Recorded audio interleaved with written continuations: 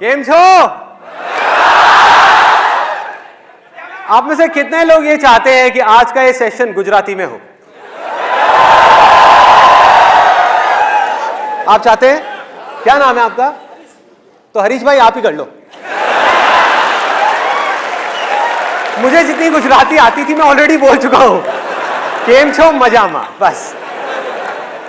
तो आज का ये सेशन शुरू करने से पहले मुझे यहां स्टेज पर 4 वॉलंटियर्स चाहिए। एक मिनट, शांत गदाधारी भीम, शांत। पहले पूरा सुन लो कि करना क्या है।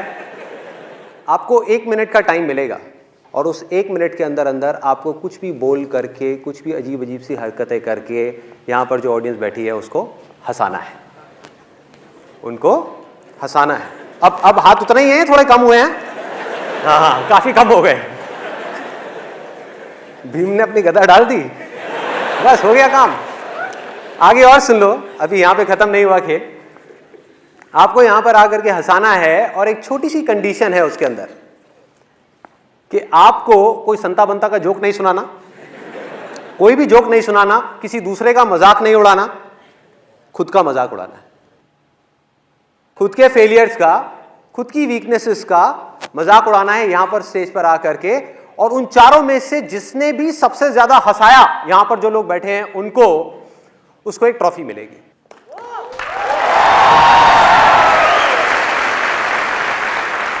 तो इस पे लिखा हुआ है दी अनस्टॉपेबल कॉमेडियन अवार्ड।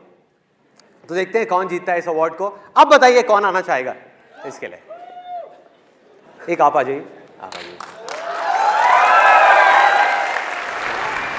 मैं गारंटी लेता हूं मैं ऐसा सकता हूं। आप गारंटी देते हो?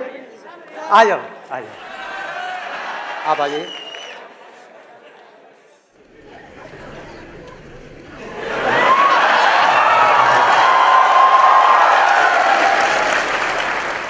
ये मेरा डिवोर्स कराएगी।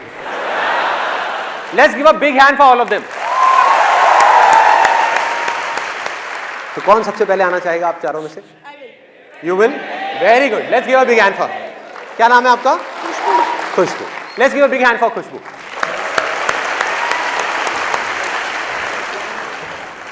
खुशबू क्या करते हैं आप? I am housewife for now. Okay. My husband is तो आपकी हाउस से शादी हुई है? आपके हस्बैंड बैठे हैं यहाँ पर, कहाँ पर है?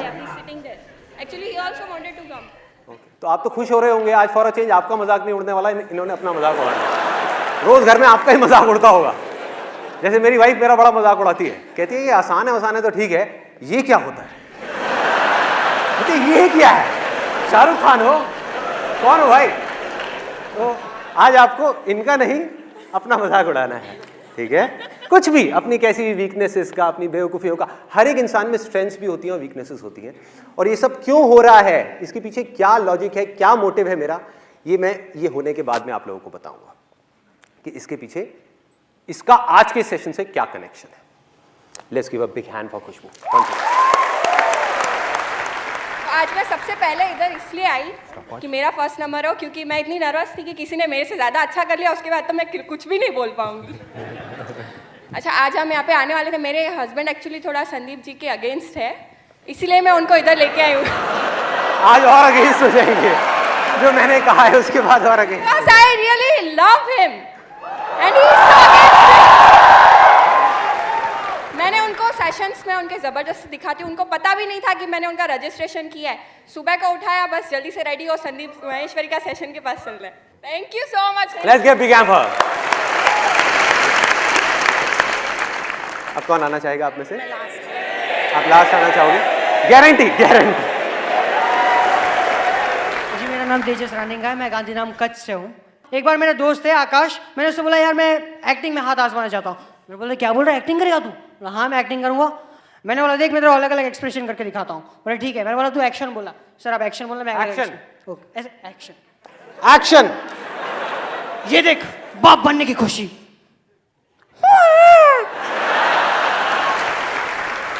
एक और सैड सीन। एक्शन बोलना यार, एक्शन बोल। एक्शन यार, एक्शन। सॉरी भाई, सॉरी। ये देख माँ के जाने का गम, एक्सप्रेशन देखना। ओ जाने वाले क्यों चले गए। वेरी नाइस, बहुत बढ़िया। बहुत बढ़िया। Love you sir. Pack up, spot boy ने पैकअप बोल दिया। अब आप कौन आ रहा है? आप आ रहे हैं, आइए आइए। लाल बटाको, पीड़ू बटाको, शांति, एकदम सीरियस, काळू बटाको, काबरचित्रू बटाको, धोळू बटाको, हसता हसता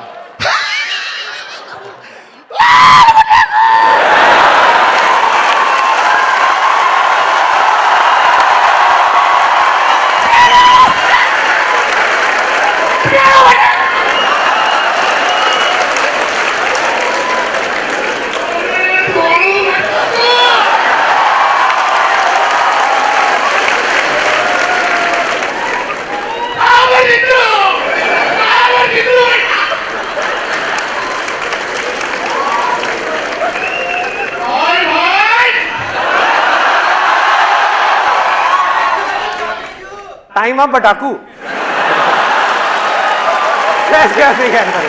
बहुत बढ़िया। मुझे समझ नहीं आया इन्होंने क्या कहा, लेकिन सुनने में अच्छा लग रहा था, देखने में भी मजा आया। क्या मतलब होता है वैसे बटाकू का? आलू, आलू, जस्ट आलू, अच्छा, आलू। रेड आलू, व्हाइट आलू, बट डिफरेंट टाइप ऑफ रोते रोते हंसते। अरे वाह क्या बात है, मतलब आलू की इतनी वैरायटी, कमाल कर दिया। आपका क्या नाम है? Naina. Naina, okay, let's give a big hand for Naina.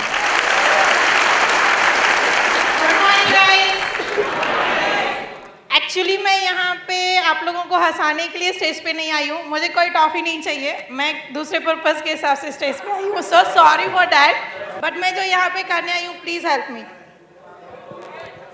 Thank you madam. चलो let's give a big hand for. इन्होंने आए यहाँ पे ट्राई किया। मेरा नहीं हुआ पूरा अभी तक, just wait। अच्छा है अभी? ओह ओके, पिक्चर अभी बाकी है दोस्त। Will you please marry me?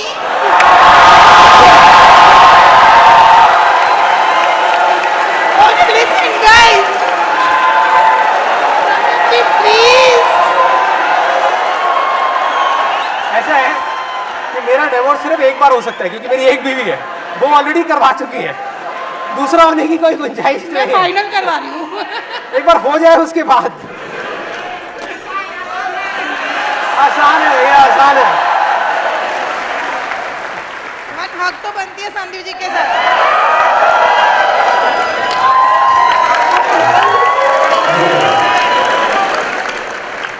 चलिए let's give a big hand for all of them. आपके हिसाब से विनर कौन है इन चारों में से? वो आपके हिसाब से है, मेरे हिसाब से चारों विनर हैं, चारों विनर है, क्योंकि यहां पर आकर के ये करना अपने आप में बहुत बड़ी चीज है।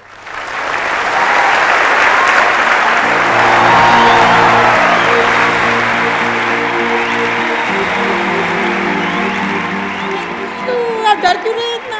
यार पता नहीं अब आप क्या कर दो, पहले आपने प्रपोज कर दिया, फिर हक कर दिया, पता नहीं क्या करोगे, डर तो लगता है ना भाई।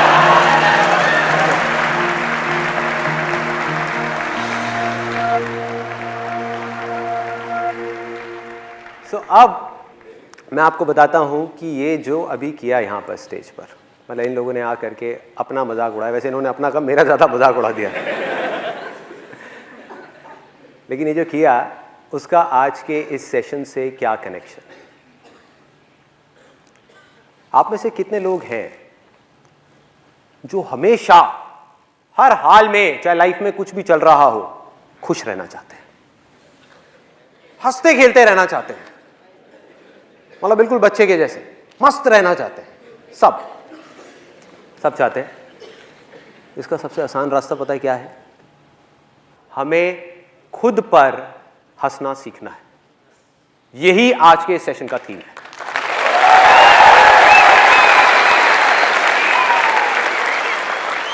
How to learn to laugh at ourselves. क्योंकि दूसरों की वीकनेसेस पर हंसना, दूसरों के फेलियर्स पे हंसना, ये तो पूरी दुनिया करती है। मजा तब है जब हम खुद की वीकनेसेस पर, खुद के फेलियर्स पर दिल खोल करके हंस सके, बिना किसी झिझक के, बिना किसी डर के।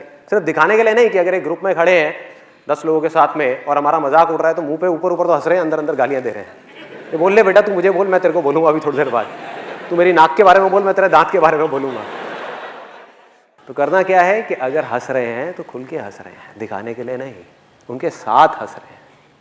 ऐसा नहीं कि जब उनका मजाक उड़ रहा है तो हम हंस रहे हैं और खुद का उड़ रहा है तो अंदर ही अंदर सीरियस हो रहे हैं। तो ये क्या है और इससे क्या होता है, मैं आपको कोई थियोरेटिकली नहीं बताऊंगा, अपना खुद का एक रियल लाइफ एग्जांपल दूंगा कि मैंने ये चीज़ कब और कैसे सीखी।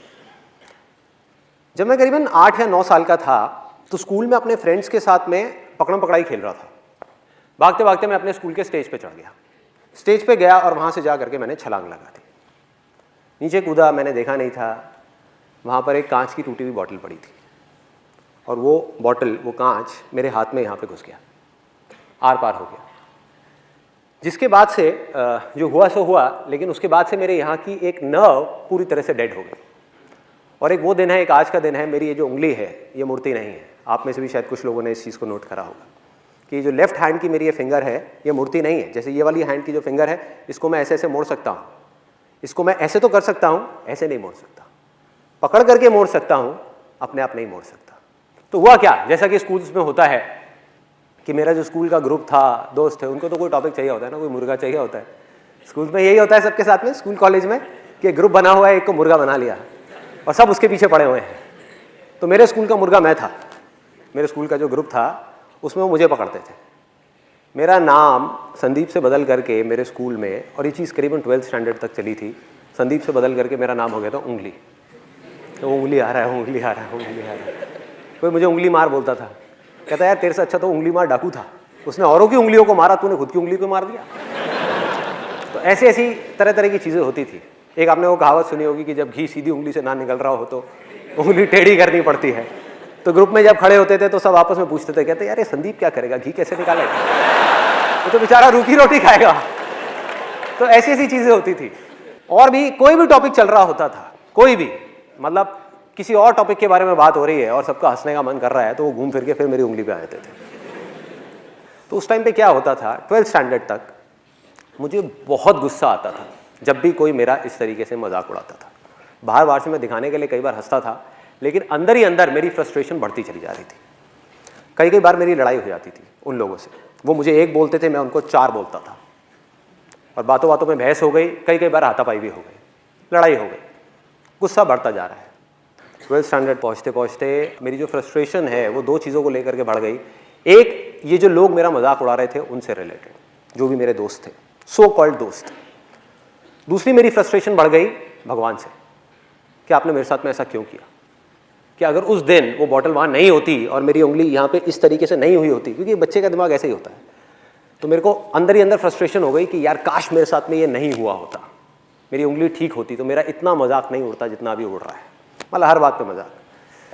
तो ये थी मेरी 12th स्टैंडर्ड तक की लाइफ। उसके बाद में मैं कॉलेज में गया और वहाँ पर मेरा एक दोस्त बना, उसको पोलियो था और वो सीधे तरीके से चल नहीं सकता था, तो उसके पास में हमेशा बैसाखियाँ होती थी जिसके सहारे से वो चलता था। उस बंदे की एक खास बात थी कि उसको कभी भी, मतलब मैं कॉलेज में 2 साल रहा हूँगा और मैंने कभी भी उस बंदे को इतना सा भी परेशान नहीं देखा, किसी ने नहीं देखा, मतलब उसके चेहरे पे शिकन तक नहीं, यहाँ पर सलवटे तक नहीं, हमेशा हंसता खेलता रहता मज़े में। और उसकी क्वालिटी क्या थी, जो मैंने लाइफ में पहली बार ऐसा एक बंदा देखा था, पहली बार, कि वो खुद की वीकनेसेस का, खुद की कमियों का खुल करके मजाक उड़ाता था। और लोगों को जहां पर उसके ऊपर तरस आता था, उसको नहीं आता था अपने ऊपर तरस, वो अपना मजाक उड़ाता और सब हंसते और सब उसको प्यार करते। मतलब खुद तो अपना मजाक उड़ाता था और हंसता था और सब साथ में हंसते थे, लेकिन उसका मजाक कोई नहीं उड़ाता था। तो ये चीज़ मेरे लिए नई थी और मैंने उसको ऑब्जर्व करना शुरू किया, उसके साथ में रहा, उससे इस चीज़ को मैंने सीख लिया। इस क्वालिटी को जो उस बंदे के अंदर थी, मैंने कहा कि नहीं, मुझे भी ऐसा ही बनना है, मुझे इस चीज़ को सीखना है कि खुद पर कैसे हंसा जाता है। और इसको मैंने प्रैक्टिस करना शुरू किया। पहले अपना थोड़ा थोड़ा सा मजाक उड़ाया, ये किया वो किया, अपनी वीकनेसेस का, अपनी उंगली का ही मैंने थोड़ा थोड़ा मजाक उड़ाना शुरू कर दिया, थोड़ा थोड़ा। तो मैं बाहर से कोशिश तो कर रहा था मजाक उड़ाने की, लेकिन अंदर ही अंदर उड़ा नहीं पा रहा था। लेकिन इस चीज़ को प्रैक्टिस करते करते कुछ महीने बाद मैं इस चीज़ में परफेक्ट हो गया। मतलब फिर मुझे बिल्कुल भी झिझक नहीं होती थी। और मैं आपको एक अपना एक बहुत ही एम्बैरेसिंग एक्सपीरियंस बताता हूँ लाइफ का, जो अगर पहले वाला संदीप होता, मतलब कि वो स्कूल वाला संदीप, तो वो बैठ करके रोता, चीखता चिल्लाता। लेकिन ये जो कॉलेज वाला संदीप था, जो सीख गया था अपने ऊपर हंसना, उसने बड़ा एंजॉय किया, उसके लिए वो मज़ा था, मस्ती थी। आप में से कितने लोग बस में ट्रैवल करते हैं, भरी हुई बस में, जिन्होंने अच्छे से ट्रैवल किया है या पहले कभी किया है? ऑलमोस्ट सब ने। तो आप लोग बड़े आराम से रिलेट कर पाएंगे कि मैं क्या बोलने वाला हूँ। मैं कॉलेज से अपने घर आ रहा था एक बस के अंदर, और वो बस पूरी खचाखच भरी हुई थी। और बस में ट्रैवल करने की मेरे को सबसे ख़राब चीज़ ये लगती है कि उसमें जब बस पूरी तरह से भरी होती है तो सबके हाथ ऐसे होते हैं, और ज़्यादातर लोगों ने डिओड्रेंट नहीं लगाया होता। आप लोगों ने शायद ये प्रॉब्लम फेस करी होगी। तो हुआ क्या कि मैं ऐसी बस में ट्रैवल कर रहा, बस पूरी भरी हुई, और मुझे एक बड़ी अच्छी खुशबू आई, मतलब कमाल के एक परफ्यूम की खुशबू। और मैंने कहा यार ये क्या है, जहन्नुम में जन्नत दिख रही है, ये क्या है ये? मैं मतलब उसमें खो गया, उस खुशबू में। और मैंने अपने दोनों तरफ देखा, मैंने कहा ये कहाँ से आ रही है? तो मैंने पहले इधर देखा, इधर से नहीं थी। उधर देखा तो मेरे पीछे लेफ्ट साइड में एक लड़की खड़ी हुई थी, और उसने परफ्यूम लगाया। ये लड़की के नाम पे वो करने वाली बात। और जैसे मेरी नज़र पड़ी कि ये इस लड़की में से ये परफ्यूम की खुशबू आ रही है, तो मेरे फेस पे हल्की सी स्माइल आ गई। और ये स्माइल उस लड़की को देख करके नहीं आई थी, क्योंकि आप लोगों को बैकग्राउंड पता है, उसको नहीं पता था। ये स्माइल आई थी उसके परफ्यूम की वजह से, कि मैंने देखा और मैंने कहा कितना अच्छा परफ्यूम है। तो हल्की सी स्माइल आई, लेकिन उस लड़की को ये डाउट हो गया कि मैं उसको छेड़ रहा हूँ, मैं उसमें लाइन मार रहा हूँ। और वो बिल्कुल गुस्से से मेरे को घूरने लग गई, मतलब उसने गुस्से वाली मेरे को लुक दी, और मैंने फटाफट से अपना मुंह नीचे कर लिया।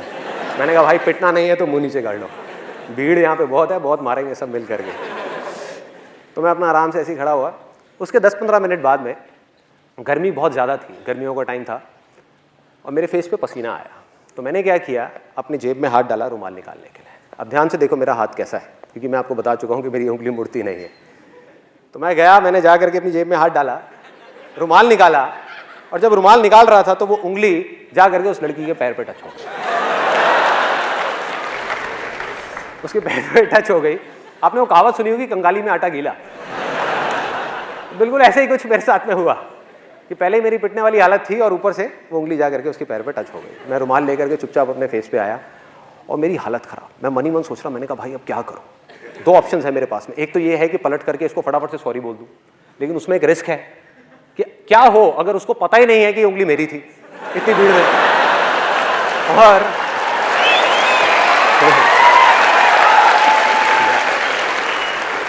और मैंने बोला तो जबरदस्ती पिटने वाला सीन क्रिएट हो जाएगा। वो कहेगी अच्छा मेरे को उंगली मारी, तूने मारी? तो मैंने कहा भाई, तो मैं दूसरा ऑप्शन मेरे पास में ये था कि मैं चुप रहूं, आराम से देखता रहूं, मुंह नीचे करके ऐसे रिएक्ट करूं जैसे कुछ हुआ ही नहीं है। तो मैं सोच ही रहा था इन दोनों ऑप्शंस में से मैं कौन सा चूज करूं। इतनी देर में मेरे यहाँ पर राइट साइड में पीछे से किसी का हाथ आया, मतलब तगड़ा, जैसे सनी देओल का हाथ है ना, 2.5 किलो का हाथ, वो आया यहाँ पे, थड़ थड़ थड़ ऐसे करके। ओए, पीछे से आवाज आई, ओए। मैंने पीछे पलट करके देखा, और उस लड़की के साथ में एक लड़का खड़ा हुआ था, बॉडी बिल्डर टाइप का। अभी मुझे याद है उसने ब्लड रेड कलर की टाइट फिट टी शर्ट पहनी हुई थी, और उसके जो डोले थे, मतलब कि उसकी बाइसेप्स, वो ऑलमोस्ट उस टी शर्ट को फाड़ने वाली थी। इतना तगड़ा बंदा वहाँ पे पीछे खड़ा हुआ था। उसकी हाइट होगी करीबन 6-6.25 फीट। तो मैंने उसको पलट करके देखा, और पलटते ही अब मेरे को समझ ही नहीं आया मैं क्या बोलूँ। अब बहुत देर हो चुकी थी, अब सॉरी बोलने वाली स्टेज जा चुकी थी। मैंने कहा हाँ जी। बस मेरा ये बोलने की देर थी, लड़की का गुस्सा और बढ़ गया। कहती हाँ जी, मैं तुझे बताऊं हाँ जी। एक तो मुझे पहले देख करके हंसता है, उसके बाद में टच करता है, और फिर पलट करके कहता है हाँ जी। तो उल्टा पड़ गया मेरे ऊपर, मतलब जैसे ही मैंने उसको बोला। फिर मैंने उसको समझाया, मैंने कहा ji I am very very sorry. अब मैं आपको किस तरीके से समझाऊं, आप देखो ये जो मेरी 2 उंगलियां हैं, आप देखो इन दोनों की शेप्स में आपको साफ फर्क पता लग जाएगा। मेरी जो उंगली है ये मुड़ती नहीं है, मैंने जानबूझ करके नहीं किया, गलती से हो गया है। तो उसके बाद में उस लड़के ने बड़ा कमाल का डायलॉग बोला, जो उसके साथ में था, मुझे नहीं पता वो उसका क्या था, बट उसने बड़ा सही डायलॉग बोला। कहता ओ हीरो। मैं कहा हाँ जी। और क्या बोलूं? मैं कहा हाँ जी। कहता है मेरा हाथ दिख रहा है, ये भी अगर एक बार पढ़ना शुरू हो जाए ना तो रुकता नहीं है, जैसे तेरी उंगली मुड़ती नहीं है। तो मैंने कहा भाई आज तो तू गया, आज तो पिटाई होनी पक्की है। फिर उसके बाद में मैंने जितनी मैं कोशिश करता चला जा रहा था उतनी ही गड़बड़ होती चली आ रही थी। और ऐसे में गड़बड़ क्या होती है कि यहाँ तक तो ठीक था, मतलब ये जो लड़का था और ये लड़की थी, इसको तो मैं फिर भी किसी तरह से हैंडल कर लेता। लेकिन ऐसे में क्या होता है, जितनी भी भीड़ होती है वो सब लड़की की तरफ हो जाती है। उनको ये लगता है कि सारे लड़के ही बुरे हैं, और कोई समझने को तैयार नहीं, मतलब किसी को पता ही नहीं कि हुआ क्या है। और वहां पर पीछे एक मूंछों वाले अंकल खड़े थे, वो बोलते कहते ओए शर्म नहीं आती तेरे को, तू लड़की को छेड़ता है, भरी बस में लड़की को छेड़ रहा है। मैं पलटा, मैंने उनके हाथ जोड़े, मैं कहा अंकल जी आज तक मैंने अपनी गर्लफ्रेंड को नहीं छेड़ा, मैं इनकी गर्लफ्रेंड को क्या छेड़ा। मतलब मैं समझाने की कोशिश कर रहा हूं, मैंने कहा एक बार देखो तो सही, देखो तो सही। कहते गंदे गंदे इशारे करता है, चल साइड हो चल। मतलब कोई भी अपनी वाइफ की फ्रस्ट्रेशन, अपनी जॉब की फ्रस्ट्रेशन आकर के मेरे पे निकाल रहे हैं, आकर के ले ले धक्के धक्के देते देते। तो कब मुझे धक्के पड़े और कब मैं बस के आगे तक पहुंचा, कब कंडक्टर ने बस रोकी और मैं बस से उतरा, मुझे पता ही नहीं लगा। सब कुछ अपने आप हो गया, धक्के खाते खाते खाते खाते बीच रास्ते में मुझे बस से निकाल दिया। इनफैक्ट मेरा जो कॉलेज का बैग था वो भी बस में रह गया। और मैं उतरा, और उतर करके अगर वो पहले वाला संदीप होता, वो स्कूल टाइम वाला, तो वो क्या करता, वो रोता, वो जा करके उस भगवान को बोलता, हे भगवान तूने मेरे साथ में क्या किया, मेरी तो कोई गलती भी नहीं थी, ऐसे पिट गया, ऐसे मेरे कपड़े फट गए, ऐसे ये सब हो गया, यही करता। और दूसरी चीज क्या करता, इस एक्सपीरियंस को, ये जो हुआ मेरे साथ में, इसको एक भयानक सपना समझ करके भूलने की कोशिश करता, ये भूल जाओ। और मजे की बात पता है क्या है, आप जितना भी किसी चीज को भूलने की कोशिश करते हो वो चीज उतनी ही याद आती है। हुआ आप लोगों के साथ ऐसा? जितनी कोशिश करता वो अंदर ही अंदर मेरे रह जाता, मतलब बाहर नहीं आ पाता कभी भी।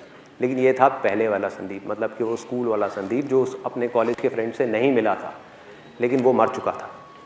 अब था ये कॉलेज वाला संदीप। मैंने क्या किया, वहाँ से उतरा, मैंने कहा यार बैग तो अंदर रह गया है, लेकिन दोबारा पिटने की मेरी हिम्मत नहीं थी। तो मैंने कहा दोबारा जाना तो बस के अंदर ठीक नहीं है। तो साइड में आया, वहाँ पर आ करके एक पानी की रेडी वाला खड़ा हुआ था, गर्मियों के अंदर वहाँ पे पानी की रेडी वाले खड़े होते हैं, उससे बढ़िया सा नींबू पानी बनवाया, नींबू पानी बनवा करके रोड के साइड में बैठा और हंसने लगा, अपने ऊपर ही हंसने लगा। मतलब अकेले में खुद का मजाक उड़ा रहा था और बार बार सोच रहा, मैंने कहा यार मैंने सॉरी क्यों नहीं बोला। और अपने घर गया, वहाँ जा करके अपनी सिस्टर को एक किस्सा सुनाया। मैं कहा देख भाई मेरे साथ में ऐसी ऐसी चीज़ें हुई हैं। सिस्टर भी बहुत हंसी, कहती भैया तू तो बिल्कुल ही बेवकूफ़ है, बिल्कुल ही पागल है, ये क्या ज़रूरत थी ये सब करने की। मैंने कहा मैंने किया थोड़े वैसे ही हो गया, मैं क्या करूँ। उसके बाद मैं अपने उन स्कूल फ्रेंड्स के पास में गया, वही जो मेरा बहुत मजाक उड़ाते थे, उनके पास में गया, उनको भी जा करके अपना पूरा किस्सा सुना दिया। और वो भी बहुत हंसे, कहते हमने सही नाम रखा था तेरा, उंगली देख उंगली करी दी ना तूने। कहते तू बाज नहीं आया, पंगे ले ही लिए ना। मैंने कहा हाँ यार क्या करूँ, मैं ऐसा ही हूँ। तो अब फर्क क्या था, क्योंकि मैं खुद पे हंसना सीख चुका था, उस समय नहीं आता था। तो अब वो लोग जैसे ही मेरा मजाक उड़ाते, पहले वो मुझे एक बोलते मैं उनको दो बोलता, अब वो मुझे एक बोलते मैं खुद के बारे में एक चीज और ऐड कर देता। वो कहते हैं हाँ भाई उंगली, मैंने कहा हाँ यार तुम सही कह रहे हो, सही नाम रखा है तुमने मेरा, मैं हूं ही बेवकूफ, मैं हूं ही पागल। तो ये करते करते हुआ क्या, मजे की बात मेरे को अभी भी याद है, उनमें से एक लड़का जो मेरा सबसे ज्यादा मजाक उड़ाता था स्कूल टाइम में, उसने बोला, जब ऐसे ही कुछ देर तक ये चलता रहा, तो उसने बोला, कहता भाई संदीप तू बिल्कुल बदल गया है, तू तो बिल्कुल ही बदल गया है। और उसकी जो टोन थी ना बोलने की, वो खुशी वाली टोन नहीं थी। He was in a state of shock। वो सदमे में था कि भाई ये हुआ क्या इस लड़के को, वो सदमे में था। क्यों? क्योंकि उसकी पावर उसके हाथ से चली गई थी। सोचो किसी के हाथ में बहुत ज्यादा पावर हो और वो एकदम से चली जाए रातों रात, तो क्या होगा, वो कैसे रिएक्ट करेगा, वो शॉक में आ जाएगा ना, कहेगा भाई ये क्या हुआ है, ये हो क्या रहा है। क्योंकि उसकी पावर थी क्या, उसकी पावर थी मेरा गुस्सा। मुझे गुस्सा आता था और वो मुझे गुस्सा दिलाता था। मैं चिढ़ता था, वो मुझे चिढ़ाता था। मैंने चिढ़ना बंद कर दिया, अब वो किसको चिढ़ाएगा। सोचो, उसकी पावर गायब, उसके जोक्स फेल, पूरी तरह से फेल। मतलब वो कुछ भी कोशिश करता हुआ फेल, किसी को हंसी नहीं आती। उसके बाद में जो मैं अपने बारे में बोलता हूं उसमें ज्यादा हंसी आती। तो ये मेरा लाइफ का छोटा सा मैंने आपको एक्सपीरियंस बताया कि किस तरह से अगर हम अपने अंदर एक इतना छोटा सा चेंज लेकर के आ जाए तो किस तरह से हमारी लाइफ एक बिल्कुल ही अलग डायरेक्शन पे निकल जाती है। सोचो मेरे अंदर का गुस्सा मर गया, फ्रस्ट्रेशन गायब हो गई, दुख गायब हो गया, क्योंकि अब मुझे हंसने के लिए किसी और की जरूरत नहीं थी, टीवी देखने की जरूरत नहीं थी। इस तरह का कोई भी जोक क्रैक करने में चाहे कितने भी लोग बैठे हो, चाहे 10 लोग बैठे हो, चाहे 10,000 लोग बैठे हो, मुझे 1% भी दिक्कत नहीं होती। हुआ क्या है कि आज मुझे अच्छे तरीके से समझ आ चुका है कि मैं चाहे कैसा भी जोक क्रैक करूं यहां पर, कैसा भी, अच्छा हो या बुरा हो, एक चीज गारंटीड है, आप लोगों ने हंसना ही हंसना है।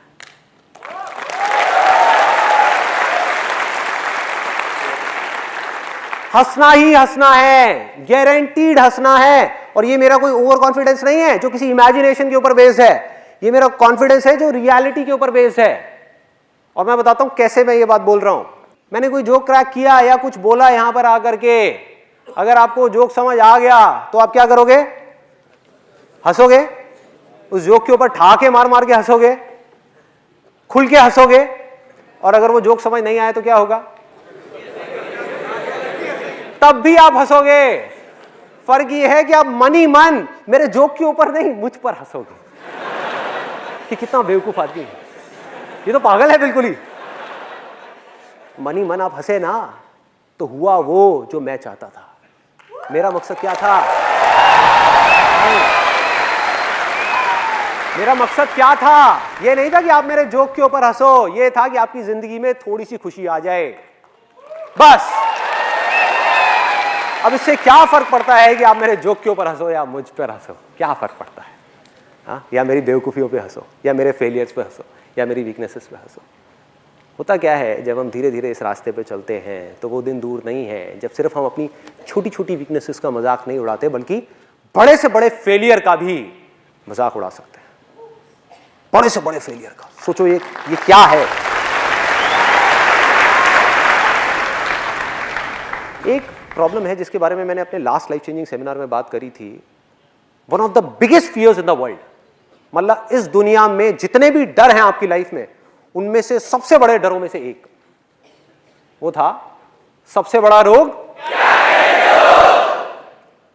आप में से इतने सारे लोग यहां पर बैठे हुए हैं और मैं गारंटी के साथ कह सकता हूं कि जो आप कर सकते हैं, मतलब कि जो आपका पोटेंशियल है, आपको पता है अंदर से कि मैं ये कर सकता हूं, आप करना चाहते हैं फिर भी नहीं कर रहे। क्यों?